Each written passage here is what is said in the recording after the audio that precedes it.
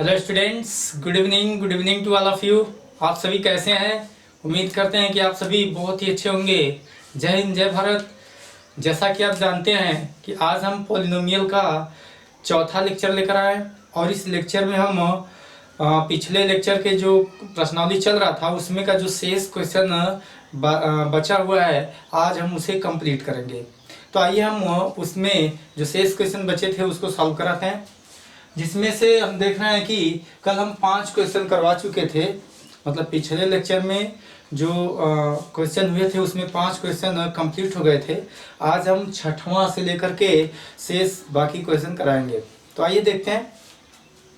इसमें छठा क्वेश्चन आपका है, यदि बहुपद 3x² + 11x - 4 के शून्यक m तथा n हो तो m/n + n/m का मान ज्ञात कीजिए। तो हमने पिछले लेक्चर में बताया था कि इस टाइप का अगर क्वेश्चन अगर आ रहा है तो सबसे पहले आप दिए गए बहुपद के शून्यकों का योगफल और उनका गुणनफल निकालेंगे। फिर उसके बाद जो क्वेश्चन कर रहा है उस क्वेश्चन के हिसाब से हम उस पर उसको आगे लगाने की प्रक्रिया पे सोचेंगे। तो आइए देखते हैं। जो ये बहुपद है 3x² + 11x - 4 है। चूंकि इस बहुपद के शून्यक m तथा n है तो हम पहले m + n और m × n निकालेंगे। तो यहाँ पर हम लिखेंगे m + n बराबर, हमें पता है शून्यकों का जो योगफल होता है -x का गुणांक बटे में x² का गुणांक, ये होता है। यहाँ से हम क्या करेंगे कि x का गुणांक और x² का गुणांक यहाँ पुट करेंगे और हमें इन दोनों शून्यकों का योगफल प्राप्त हो जाएगा। तो क्या करेंगे, देख रहे हैं कि यहाँ पर माइनस है, माइनस लिख लीजिए। x का गुणांक जो है 11 है तो यहाँ पर हम इसके जगह पर 11 लिखेंगे, डिवाइड बाई x² का जो गुणांक है 3 है तो यहाँ पर हम क्या लिखेंगे 3। तो हम देख रहे हैं कि m + n अर्थात शून्यकों का योगफल -11/3 प्राप्त हो रहा है। अब हम इनका गुणनफल निकाल लें। तो यहाँ पर लिखेंगे m × n बराबर अचर पद डिवाइड बाई x² का गुणांक, ये होता है। तो यहाँ पर हम देख रहे हैं अचर पद जो है इस बहुपद में -4 है तो यहाँ पर हम लिखेंगे -4 बटे में x² का जो गुणांक है यहाँ से हम देख रहे हैं कि 3 है तो यहाँ पर क्या लिखेंगे 3। तो अब हमें इन दोनों शून्यकों का योगफल और गुणनफल पता हो गया। अब जो क्वेश्चन कर रहा है उस क्वेश्चन को हम सॉल्व कर सकते हैं। तो आइए देखते हैं। हमें सॉल्व करना है m/n + n/m, इसका मान ज्ञात करना है। तो पहली बात कि हम इससे सॉल्व करें पहले। तो यहाँ पर हम देख रहे हैं कि इसका एलसीएम m × n होगा। तो यहाँ से जब आगे बढ़ाएंगे तो m से इसमें जब डिवाइड करेंगे तो m टाइम्स इसका भाग जाएगा और m से m का मल्टीप्लाई करेंगे तो m² प्लस m से इसको डिवाइड करेंगे तो n टाइम भाग जाएगा और n से n का मल्टीप्लाई कर दें तो n²। तो इस रूप में हमें मिल रहा है। अब क्या करेंगे, ये तो m² + n² है, इसका मान तो हमें पता नहीं लेकिन इसका मान मालूम है। तो हम क्या करेंगे कि इसको भी एक ऐसे रूप में कन्वर्ट करें ताकि हम उसमें वैल्यू पुट कर सकें। तो यहाँ पर हम क्या करेंगे, हम इसे लिख सकते हैं m² + n² + 2mn - 2mn, मतलब जितना हमने जोड़ा उतना घटाया।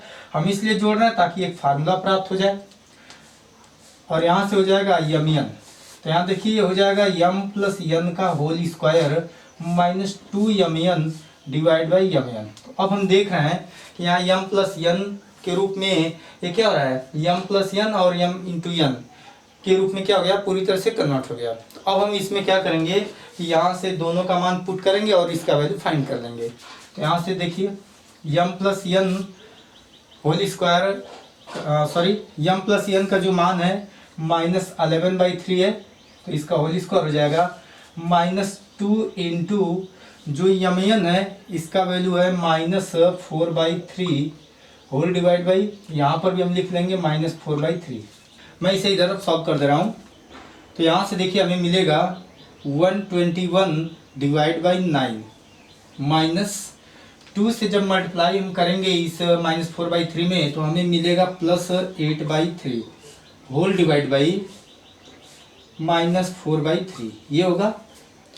अब इसके बाद जब हम इसे सॉल्व करेंगे तो यहाँ पर हम देख रहे हैं कि 9 एलसीएम लेंगे, यहाँ पर 9 एलसीएम लेंगे तो 9 से 9 में डिवाइड करेंगे 1 टाइम्स और 1 से 121 में मल्टीप्लाई करेंगे तो 121 मिलेगा, प्लस 3 से इसमें डिवाइड करेंगे तो 3 टाइम्स और 3 से 8 में मल्टीप्लाई होगा तो 24 आएगा।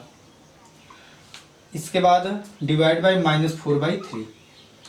अब हम देख रहे हैं कि 3 से 9 क्या होगा, कैंसिल आउट होगा, तो यहाँ से हम इसे कैंसिल कर दें 3 टाइम्स और इसके बाद हम देखें 3 टाइम्स ये कैंसिल हो रहा है। अब हम देखें तो इसे ऐड करेंगे तो हमें मिलेगा 145 डिवाइड बाई 4 से 3 का मल्टीप्लाई होगा, ये माइनस में है इसलिए हम यहाँ पर माइनस लिख सकते हैं क्योंकि प्लस में माइनस से जब डिवाइड करेंगे तो माइनस आएगा और 4 3 12। तो अब हम देख रहे हैं कि इस m/n प्लस n/m का जो वैल्यू मिल रहा है -145 डिवाइड बाई 12 मिल रहा है। तो अब आप पूरी तरह समझ गए होंगे, तो इस टाइप के अब जितने भी क्वेश्चन होंगे आप लगा सकते हैं। चलिए हम आगे बढ़ते हैं। तो यहाँ पर हम देख रहे हैं कि 7वें और 8वें क्वेश्चन में जो बहुपद दिए गए हैं इन बहुपदों के शून्यक ज्ञात करना है और शून्यक तथा इनके गुणांकों के बीच जो संबंध है उनके सत्यता की जांच करनी है। तो इस टाइप का क्वेश्चन हम आपको पहले और दूसरे क्वेश्चन में बहुत अच्छे ढंग से समझा दिया है। उम्मीद है कि आप उसे बढ़िया से समझे भी होंगे। तो इसलिए हम क्या करेंगे कि इस 7वें और 8वें क्वेश्चन को हम छोड़ रहे हैं, आप खुद इसे लगाइएगा। चलिए हम 9वें क्वेश्चन पे बढ़ रहे हैं। 9वां क्वेश्चन आपका इस तरह से है, यदि बहुपद x² plus x plus k का एक शून्यक 1 है तो k का मान ज्ञात कीजिए। कहने का मतलब यह है कि इस x² plus x plus k जो बहुपद है इस बहुपद का एक शून्यक 1 है, तो हमें क्या करना है, k का वैल्यू फाइंड करना है। तो हमने बताया था कि किसी भी बहुपद का शून्यक वह वैल्यू होता है जिस पर बहुपद क्या हो जाए, शून्य हो जाए। कहने का मतलब यह है कि चर का वह मान जिस पर कोई बहुपद शून्य हो जाए तो वह वैल्यू उस बहुपद का शून्यक कहलाता है। तो यहाँ पर हम देख रहे हैं कि 1 अगर इस बहुपद का शून्यक है तो यह जो 1 है यह x का वैल्यू है और इस 1 पर यह क्या होगा, 0 होगा। मतलब कि x का मान अगर मैं 1 इसमें पुट करूं तो यह किसके बराबर हो जाएगा, 0 के बराबर। क्यों, क्योंकि ये इसका शून्यक है। तो आइए यहाँ पर लिखेंगे चूंकि 1 x² plus x plus k का एक शून्यक है, इसलिए x बराबर 1 पर दिया गया बहुपद शून्य होगा। तो अतः यहाँ से हम देखेंगे कि x का मान जब हम इसमें पुट करेंगे तो यह वैल्यू किसके बराबर हो जाएगा, 0 के बराबर। तो यहाँ पर आप लिख सकते हैं P1 = 1² प्लस 1 प्लस k। तो जब हम जैसे इसमें x के जगह पर 1 पुट करेंगे वैसे इसका वैल्यू किसके बराबर होगा, 0 के बराबर। तो यहाँ से हम इसे सॉल्व करेंगे तो हमें मिलेगा 1 + 1 प्लस k = 0, अर्थात k = इन दोनों को ऐड करेंगे तो 2 मिलेगा और 2 उस साइड जाएगा तो क्या होगा, -2। तो हम देख रहे हैं कि k का वैल्यू कितना मिल रहा है, -2 मिल रहा है। तो अब हम आइए 10वें क्वेश्चन पे बढ़ते हैं। 10वां क्वेश्चन आपका इस प्रकार से है, एक द्विघात बहुपद ज्ञात कीजिए जिसके शून्यकों के योग तथा गुणनफल क्रमशः दी हुई संख्याएं हैं। मतलब ये जो संख्याएं दी गई हैं इनमें शून्यकों का जो योगफल है पहले है, उसके बाद जो दिया गया है वो शून्यकों का गुणनफल दिया गया है। मतलब कि शून्यकों का योगफल और गुणनफल जब हमें पता है तो द्विघात बहुपद कैसे ज्ञात करते हैं, आइए देखते हैं। तो यहाँ पर हम मान लें, पहला क्वेश्चन है, माना द्विघात बहुपद ax² plus bx plus c है जिसका शून्यक अल्फा व बीटा है। कहने का मतलब यह है कि यहाँ पर जो दिया गया केवल शून्यकों का योगफल और उनका गुणनफल दिया गया है। हमें ना तो शून्यक दिया गया है ना ही उसका बहुपद दिया गया है। तो कहने का मतलब हम मान ले रहे हैं कि बहुपद है a x square plus b x plus c और इसका जो शून्यक है वो अल्फा व बीटा है। तो अब देखिए हमें शून्यकों का योगफल पता है, तो यहाँ पर हम लिखेंगे अतः अल्फा प्लस बीटा बराबर है, देखिए अल्फा प्लस बीटा बराबर होता है minus b by a. Minus b by a का मतलब यह है कि माइनस यक्स का गुणांक बटे में यक्स स्क्वायर का गुणांक, जो कि आपको पता है। और इसका जो वैल्यू है वो यहाँ पर हमें मालूम है 1/4, तो इस तरह से हम लिख लेंगे। अब इसके बाद तथा इनका जो गुणनफल होगा अल्फा इंटू बीटा वो होता है सी बाई ए, मतलब अचर पद बटे में यक्स स्क्वायर का गुणांक अर्थात सी बाई ए। और जो इसका वैल्यू है वो हमें पता है कितना, -1। तो अब देखिए अगर मैं इन दोनों की तुलना करूं तो यहाँ से a का वैल्यू 4 मिल रहा है और यहाँ से a का वैल्यू, इसके नीचे अगर मैं 1 लिखूं तो a का वैल्यू 1 मिलेगा। इसका मतलब ये हुआ कि एक ही इक्वेशन में a का वैल्यू जो होगा अलग अलग तो हो नहीं सकता है। एक ही जो बहुपद है, ये जो बहुपद लिखा गया है इसमें यह जो a का मान होगा कोई एक ही वैल्यू होगा, अर्थात यहाँ पर हम देख रहे हैं कि दो दो वैल्यू मिल रहा है, जो कि ये संभव नहीं है। तो हम क्या करेंगे कि इसको हम इस तरह लिख सकते हैं इज इक्वल टू -4/4। अगर इस तरह से हम लिख देंगे तो देखिए कटाने के बाद -1 आएगा और इसके a का वैल्यू यहाँ पर भी 4 होगा और यहाँ पर भी 4।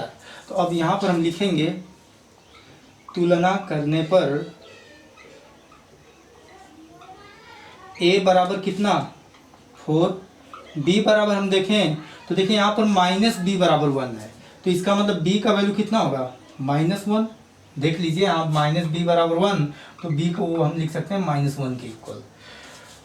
तथा c बराबर कितना होगा, c बराबर हम देख रहे हैं कितना, यहाँ c बाई ए कंपेयर करेंगे तो -4 आएगा। तो हमें a b और c का वैल्यू जब मिल गया तो हम यहाँ पर पुट करेंगे तो हमें द्विघात बहुपद मिल जाएगा। तो यहाँ पर लिखेंगे अतः व्यापक द्विघात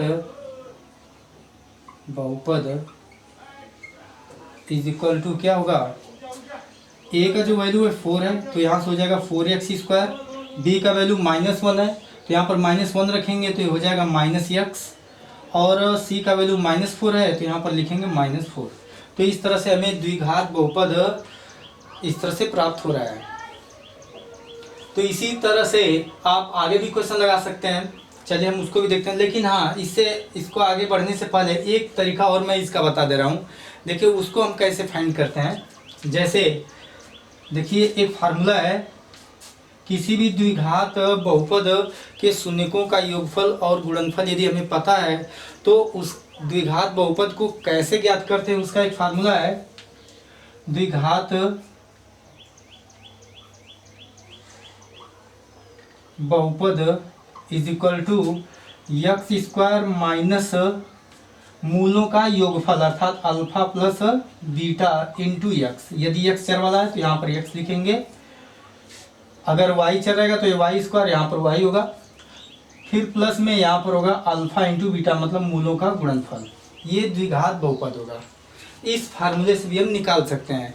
तो देखिए x² माइनस मूलों का जो योगफल है हमें यहाँ से पता है 1/4, तो यहाँ पर हम क्या लिखेंगे 1/4 इंटू एक्स हो जाएगा, प्लस अल्फा इंटू बीटा का मान -1 है तो यहाँ पर -1 रखेंगे तो ये हो जाएगा -1। अब इसे सॉल्व करेंगे तो 4 एलसीएम होगा तो ये हो जाएगा 4x² माइनस x माइनस 4, मतलब कि हम इसको हम 1/4 यहाँ पर लिख सकते हैं, बाहर ले लेंगे तो ये हो जाएगा 4x² माइनस x माइनस 4 इस तरह से। तो अब आपको ये लग रहा है कि यहाँ पर द्विघात बहुपद ये आ रहा है और यहाँ पर द्विघात बहुपद ये आ रहा है। देखिए द्विघात बहुपद में केवल अंतर है लेकिन इनके शून्यकों में कोई अंतर नहीं होगा। तो आप इस तरह भी लगा सकते हैं। आइए हम दूसरे क्वेश्चन पे बढ़ रहे हैं।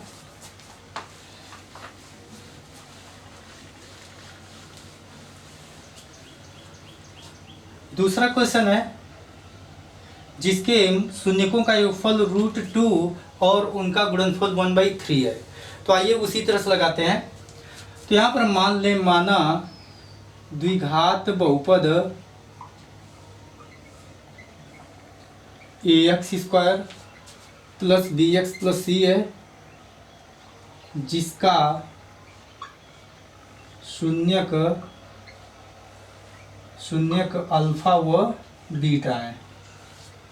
अब देखिए शून्यक अल्फा व बीटा है, तो यहाँ पर हमें पता है कि इन शून्यकों का जो योगफल है √2 है और इनका गुणनफल 1/3। तो यहाँ पर हम लिखेंगे अतः alpha plus beta is equal to, हमें पता है -b/a होता है, क्योंकि माइनस एक्स का गुणांक बटे में एक्स स्क्वायर का गुणांक, इज इक्वल टू इसका जो वैल्यू है वो दिया है √2, तथा इनका जो गुणनफल होगा अल्फा इंटू बीटा वो होगा c/a, और c/a का जो वैल्यू है वो है 1/3।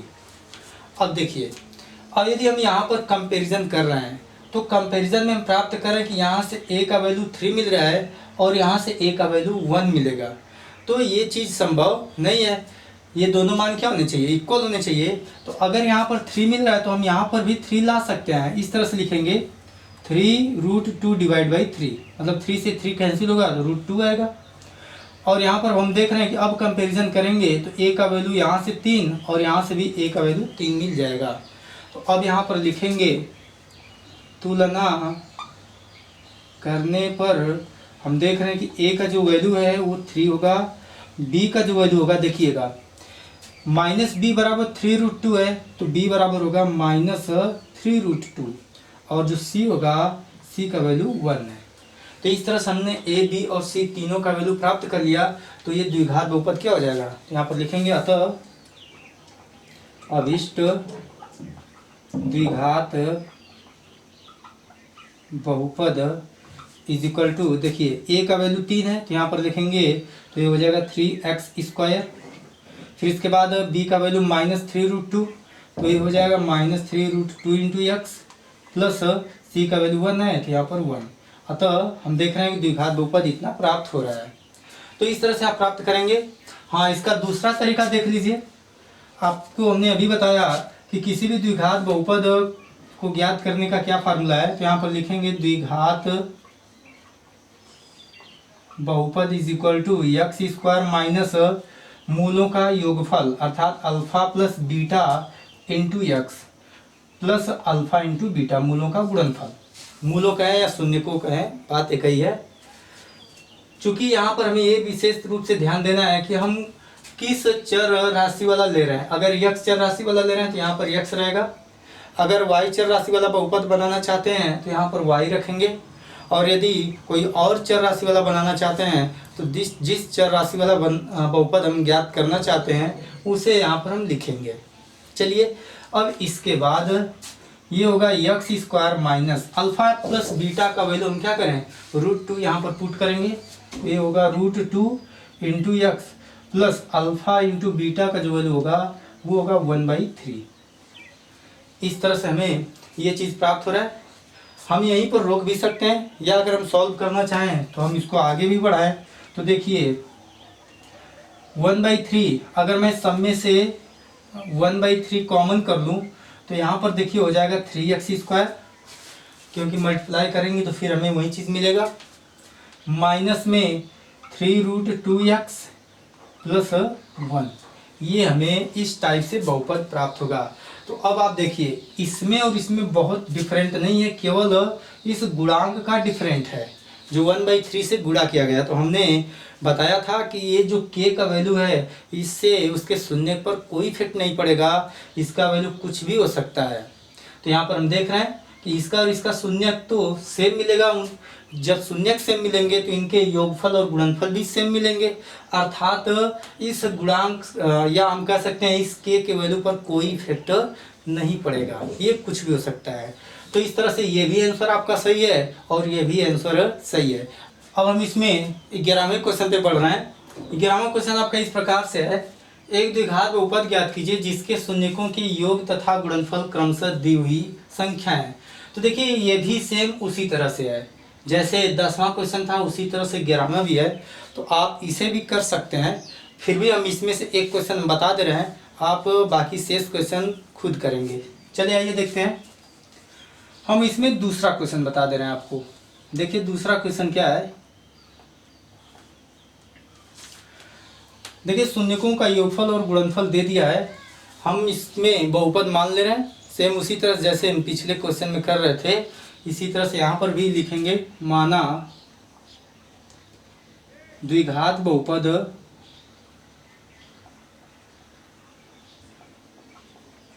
ax square plus bx plus c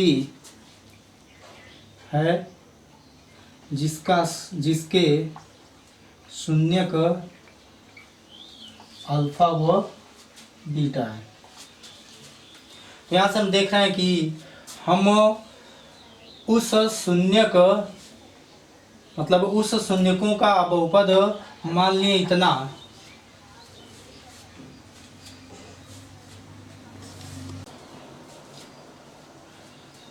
अतः मूलों का योगफल अर्थात इन दोनों शून्यकों का योगफल अल्फा प्लस बीटा बराबर माइनस बी बाई ए, और इसका वैल्यू कितना है माइनस 1/4, यहाँ पर लिख लेंगे। अब इसके बाद तथा अल्फा इंटू बीटा, तो यहाँ से अल्फा इंटू बीटा अगर निकालें तो ये सी बाई ए होगा, और जो कि 1/4 के इक्वल है, ये चीज़ दिया है। तो अब यहाँ से हम तुलना अगर हम कर रहे हैं तो देख रहे हैं कि ए का वैल्यू 4 और यहाँ से भी वैल्यू ए का है 4, तो इसका मतलब ये हुआ कि दोनों वैल्यू सेम है। तो अब यहाँ पर हमें केवल डायरेक्ट तुलना ही करना है, तो यहाँ पर लिखेंगे तुलना करने पर, तो यहाँ से हम प्राप्त करेंगे ए का वैल्यू 4, जो बी होगा उसका वैल्यू देखिए माइनस बी बराबर -1 है, तो माइनस से माइनस कट जाएगा, तो बी का वैल्यू कितना 1, और सी का भी वैल्यू 1 होगा। तो इस तरह से ए बी और सी तीनों प्राप्त हो गए। तो जब ये तीनों मिल गए तो अब हम द्विघात बहुपद लिख सकते हैं। तो यहाँ पर लिखेंगे अतः अभीष्ट द्विघात बहुपद कितना होगा, तो ए का वैल्यू 4 है, यहाँ पर रखेंगे तो ये हो जाएगा 4x स्क्वायर प्लस बी का वैल्यू 1, तो प्लस में x मिलेगा, और सी का वैल्यू 1, तो यहाँ पर +1। इस तरह से द्विघात बहुपद ज्ञात करेंगे। तो अब उम्मीद है कि इस टाइप के सभी क्वेश्चन आप कर सकते हैं। चलिए अब हम 12वें क्वेश्चन पे बढ़ रहे हैं।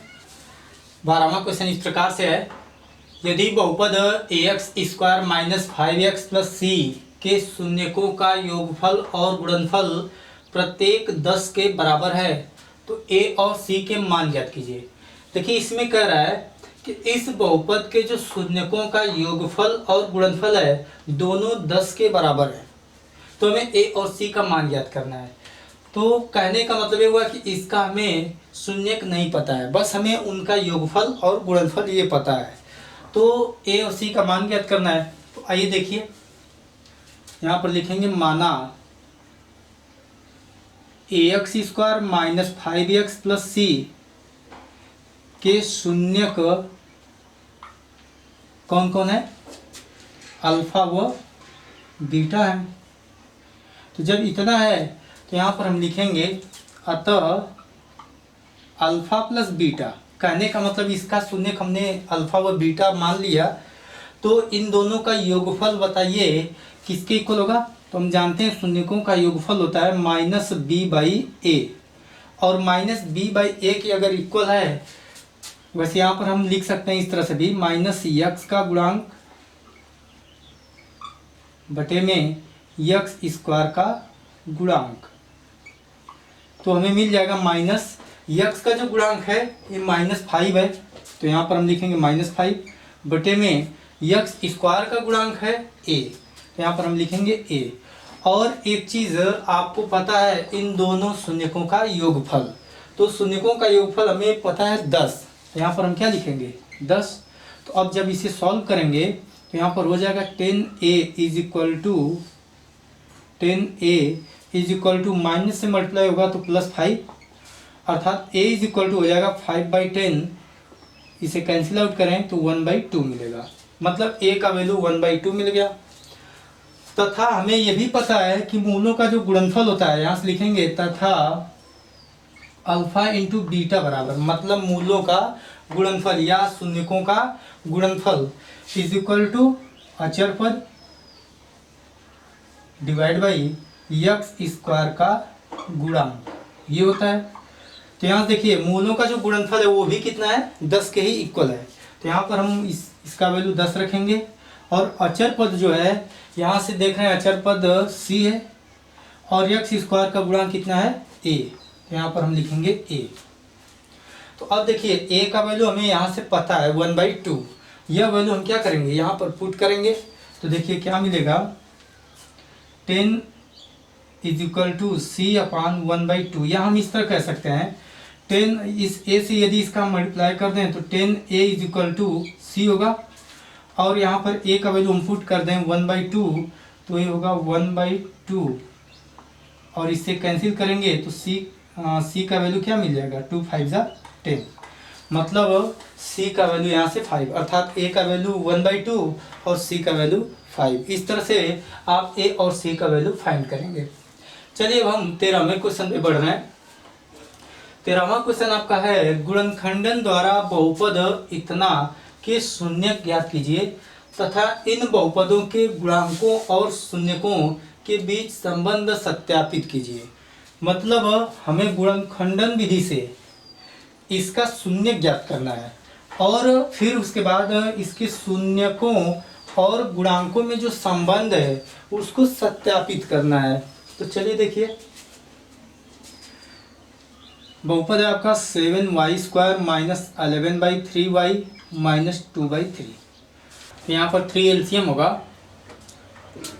तो ये हो जाएगा 3 × 7 = 21y² - 11y और -2। अब हम देख रहे हैं कि जो 3 है टोटल के होल डिवाइड में है, तो हम यहाँ पर लिख सकते हैं इस तरह से भी 1/3 × 21y² - 11y - 2। अब हम इसका फैक्टराइजेशन करेंगे। तो फैक्टराइजेशन में हम देख रहे हैं कि 21 का अगर हम -2 से मल्टीप्लाई करें तो -42 आएगा। अब इस -11 को दो पार्ट में इस तरह डिवाइड करेंगे कि उन दोनों पार्टों का हम मल्टीप्लाई करें तो -42 आए और उनका एडिशन -11 के इक्वल हो। तो यहाँ पर हम देख रहे हैं कि हमें इस 11y को हम क्या लिखेंगे, -14y + 2y 3y, क्योंकि हम देख रहे हैं -14 से अगर 3 का मल्टीप्लाई करेंगे तो -42 आएगा और इन दोनों को ऐड करें तो -11 भी आएगा। अब इसके बाद -2, तो यहाँ से हम देखें तो इन दोनों में से -7y कॉमन होगा तो ये हो जाएगा 7y, यहाँ से बचेगा 3y - 2, इस तरह से। फिर इसके बाद इन दोनों में +1 कॉमन होगा तो यहाँ से होगा 3y - 2। यहाँ पर हम देख रहे हैं कि 3y - 2 क्या है, कॉमन है। तो जब हम कॉमन करेंगे तो यहाँ से हमें मिलेगा 1/3 × 3y - 2। जब 3y - 2 कॉमन करेंगे तो बचेगा 7y + 1। तो हम देख रहे हैं कि इसको इस तरह सॉल्व किए तो फैक्टर के रूप में इस तरह से प्राप्त हो रहा है। अब इसके ये दो फैक्टर हमें मिल गए। चूँकि जब ये दोनों फैक्टर हैं तो इसका मतलब यहाँ से हम शून्य का अब निकाल सकते हैं। तो अब आप जानते हैं कि किसी भी शून्य पर कोई भी बहुपद क्या होता है, शून्य होता है। उस बहुपद का मान क्या हो जाता है, शून्य हो जाता है। तो यहाँ पर देखिए अगर ये शून्य होगा हम कह सकते हैं कि ये शून्य तभी हो सकता है जब इसमें से कोई एक फैक्टर क्या हो, शून्य के बराबर हो। यदि ये शून्य के बराबर होगा तो हम कहेंगे कि 0 से अगर इसका मल्टीप्लाई करेंगे तो हमें क्या मिलेगा, 0, अर्थात ये कितना हो जाएगा, 0 के बराबर। या तो ये हो सकता है कि ये 0 हो जाए, तो जब ये 0 होगा तो भी हम मल्टीप्लाई करेंगे तो 0 मिलेगा। इसका मतलब इसका वैल्यू क्या मिलेगा, 0। अर्थात हम कह सकते हैं कि ये 0 के बराबर तभी होगा जब इसमें से कोई फैक्टर क्या हो, 0 के इक्वल हो। तो यहाँ पर हम लिखेंगे चूँकि 7y² - 11/3 × y - 2/3 शून्य होगा यदि 3y - 2 = 0। तो यहाँ से हम देखें तो सॉल्व करेंगे, यहाँ पर आप लिख लीजिए, या हम देखें तो इसको भी 0 के बराबर अगर रखेंगे तो भी इसका वैल्यू शून्य होगा। तो अब यदि हम इसे सॉल्व करें तो यहाँ से हमें मिलेगा y = 2/3 या अगर इसे हम सॉल्व करें तो हमें मिलेगा -1/7। तो इस तरह से हम देख रहे हैं कि y के दो वैल्यू मिल रहे हैं और इन दोनों वैल्यू पर ये बहुपद क्या होगा, 0 होगा। अर्थात ये दोनों जो y के वैल्यू है ये दोनों इसके क्या हैं, शून्यक हैं। तो हमने शून्यक ज्ञात कर लिया। तो यहाँ पर हम लिखेंगे अतः 7y² माइनस 11/3y माइनस 2/3 के शून्यक 2/3 व -1/7 है। तो इस तरह से हमने शून्यक निकाल लिया। अब हमें इनके शून्यकों तथा गुणांकों के बीच जो संबंध है उसके सत्यता की जांच करना है। तो अब आप उनके संबंध जानते हैं, तो आइए देखते हैं।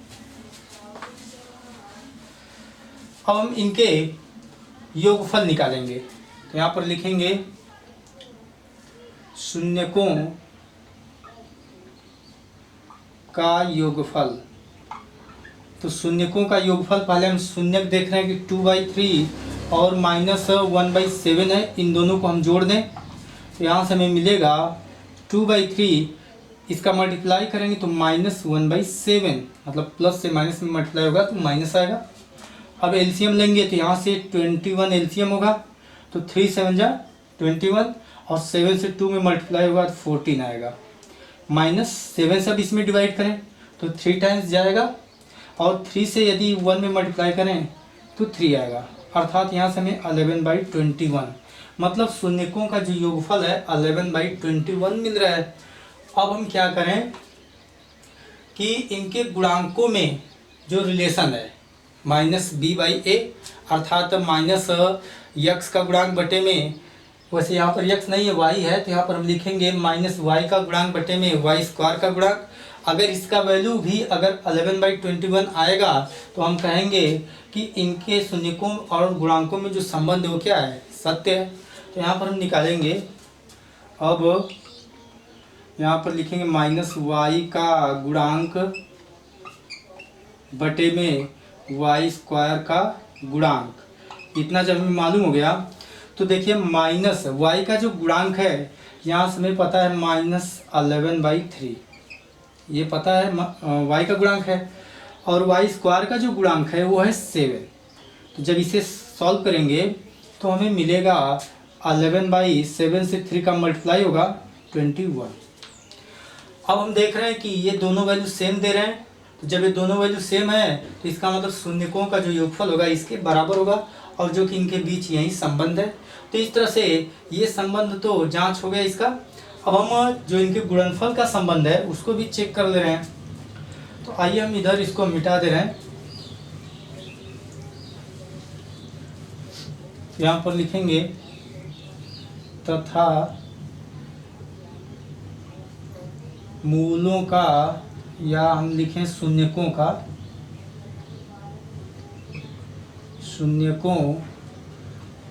गुणनफल। तो शून्यकों का गुणनफल हमें पता है, वो तो संबंध हमें मालूम है कि अचर पद बटे x² का गुणांक होता है। लेकिन यहाँ पर अगर हमें जांच करना है तो पहले हम इनके शून्यकों का योगफल निकाल लें। यहाँ पर गुणनफल निकाल लें तो यहाँ पर हमें पता है 2/3 इंटू में -1/3, तो ये हो जाएगा कितना, -2/9। अब अचर पद बटे y² का गुणांक। यहाँ से हम देख रहे हैं अचर पद है आपका -2/3 और जो y² का गुणांक है वो 7 है। तो जब इसे हम सॉल्व करेंगे तो हमें मिलेगा -2/21। तो यहाँ पर हम देख रहे हैं, देखिए यहाँ पर मिस्टेक हुआ है। ये जो -1/3 है, -1/3 नहीं है, कितना है, -1/7 है। तो यहाँ पर -1/7 लिखेंगे और मल्टीप्लाई करेंगे तो हमें मिलेगा -2/21। तो हम देख रहे हैं कि ये दोनों वैल्यू क्या है, सेम दे रहा है। तो जब ये दोनों वैल्यू सेम है तो हम कह सकते हैं इसके और इसके बीच जो संबंध है वो क्या है, फिर सत्य है। तो इस तरह से हम इसके सत्यता की जांच करेंगे। तो अब आप इस सवाल को आप पूरी तरह से लगा सकते हैं। अब आपका प्रश्नावली पूरी तरह समाप्त होता है। उम्मीद है कि इस प्रश्न पे आधारित जितने भी क्वेश्चन हैं अदर राइटर्स के भी, आप उसे सॉल्व करेंगे। हम आपसे ज़रूर कहेंगे कि अगर वीडियो आपको अच्छा लगा हो तो आप इसे लाइक शेयर कमेंट ज़रूर करें और सब्सक्राइब करना ना भूलें। मैं आपसे अगले वीडियो में फिर मिलूँगा, तब तक के लिए जय हिंद जय भारत।